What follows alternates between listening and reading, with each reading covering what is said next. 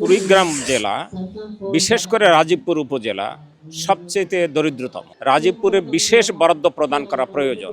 আগামী দিনে যে সরকার আসবে তারা এর প্রতি বিশেষ নজর প্রদান করবেন, এটা আমরা আশা করতে পারি। আমরা অনেক আগে থেকেই আমরা জানি যে বাংলাদেশের একটা দারিদ্র্যের মানচিত্র আছে।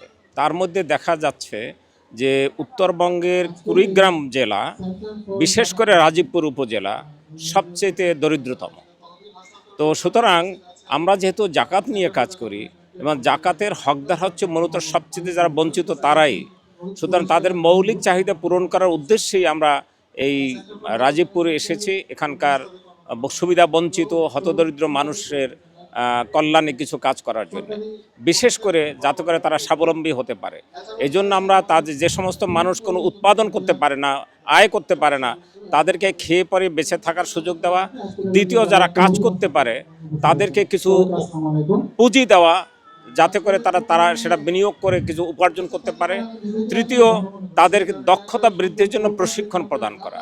চতুর্থ, তাদের স্বাস্থ্যসেবা দেওয়া, বাচ্চাদের শিক্ষার ব্যবস্থা করা, পয় নিষ্কাশন নিরাপদ পানির সরবরাহ ব্যবস্থা করা ইত্যাদি। অর্থাৎ স্বাবলম্বী করার জন্যে, একটা জীবনমান উন্নয়নের জন্য যা যা করা দরকার এই জাকাত তহবিল দিয়ে সে কাজটি করার জন্য আমরা এখানে এসেছি।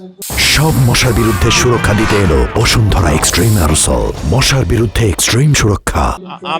আমি মনে করি যে সরকারের সামাজিক নিরাপত্তা কর্মসূচির আওতায় এবং অন্যান্য বিনিয়োগ কর্মসূচির আওতায় রাজীবপুরে বিশেষ বরাদ্দ প্রদান করা প্রয়োজন। তার কারণ এখানকার মানুষ বেশ নিচে অনেক সুবিধা বঞ্চিত, সুতরাং তাদেরকে সুযোগ করে দেওয়ার জন্য সরকারের বিশেষ প্রকল্প গ্রহণ করা উচিত। আমি তো এখন সরকারে নেই, সুতরাং আমরা আশা করব যে সামনে যে সমস্ত সরকার আসবে, পেছন তো যা অতীতে যা হবার হয়ে গেছে, আগামী দিনে যে সরকার আসবে তারা এর প্রতি বিশেষ নজর প্রদান করবেন, এটা আমরা আশা করতে পারি। মিল কারখানা করলে তো এটা বেসরকারি খাতে করতে হবে। যারা বেসরকারি খাতে কোনো শিল্প কারখানা প্রতিষ্ঠা করেন তারা কিন্তু লক্ষ্য করেন যে এখানে যাতায়াত ব্যবস্থা কেমন, বিদ্যুৎ সরবরাহ কেমন, গ্যাস আছে কিনা, অবকাঠামো গড়ে তোলা যাবে কিনা, যাতায়াত করবে, সব বিবেচনা করে তারা শিল্প কারখানা প্রতিষ্ঠা করে থাকে। আবার তবে কাঁচামাল সরবরাহ যদি সহজলভ্য হয় তাহলে শিল্প মালিকরা এখানে শিল্প কারখানা করার জন্য উৎসাহী হতে পারে। সুতরাং আমি যারা শিল্প উদ্যোক্তা তাদেরকে অনুরোধ করতে পারি, এখানকার জনপদের পিছিয়ে পড়া মানুষদের উপকার করার জন্য, কর্মসংস্থান সৃষ্টির জন্য এখানে উপযুক্ত শিল্প কারখানা গড়ে তোলা যায় কিনা সেটা তারা পরীক্ষা নিরীক্ষা করে দেখতে পারে।